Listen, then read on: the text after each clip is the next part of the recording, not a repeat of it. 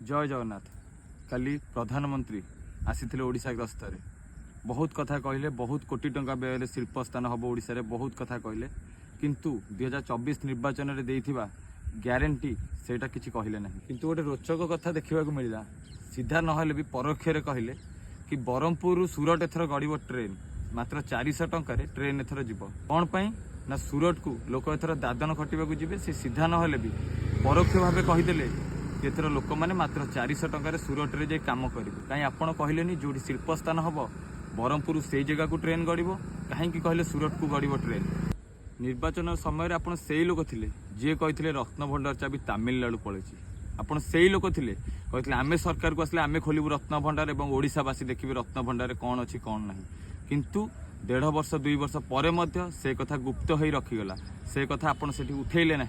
आपड़ देते 21टा ग्यारंटी कहते माँ मानू आम लक्षपति करदेबू, कोटिपति करदेबू।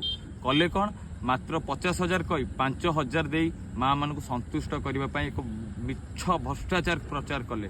जेपी नड्डा जी जिते पुरी आसते कहते आम सरकार को आसले परदिन खोल 4 द्वार, किंतु 4 द्वार खोलबार माने किसी भी रहा मात्र 2 दिन मध्य पुणी जमती सेमती बंद कर दिगला।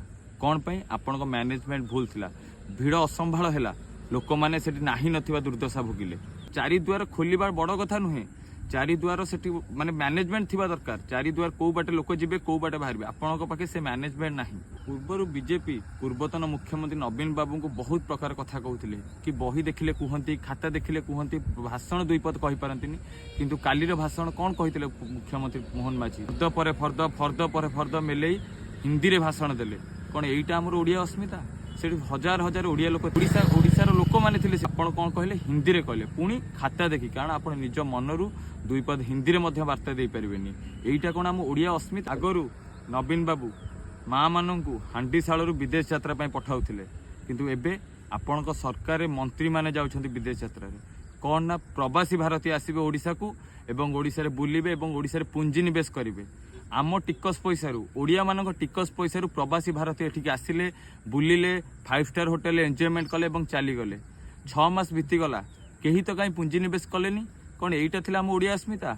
प्रवासी भारतीयों कोटी कोटी टंका आपण खर्च करी दुकान बजार भांगिले, रास्ता चकमक कले, बहुत लाइट लगैले, किंतु किछि भी फलप्रद हेलानी। आसिले एवं से माने पळैले। 18 मास मध्य आपण 135 कोटी टंका लगे सारे केवल पोस्टर रे। आपण रंगमरारे हजार हजार कोटी टंका लगे सारे। आपण बस रंग बदल देले। मेट्रो करिवे कही मेट्रो को बंद कर दे डबल डेकर बस करदेले एवं तार रंग मारदेले।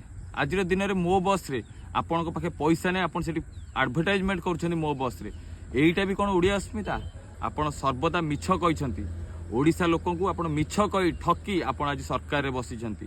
ए ओडिशा लोक मन रे दिन ना दिन निया कुहुळुची एवं ए निया दिन ना दिन एते मात्रा रे विस्फोरण हबो, आपण सरकार को ध्वंस करदेव, धूलिसात करदेव। आसंता काली जदि निर्वाचन हुए 147 आसन आपण 147 आसन पराजय करेंगे। टी आसन आप जीति पारे ना, कारण आपण लोकों मानक मध्य आपण स्वार्थवादी शासन करिसेंती।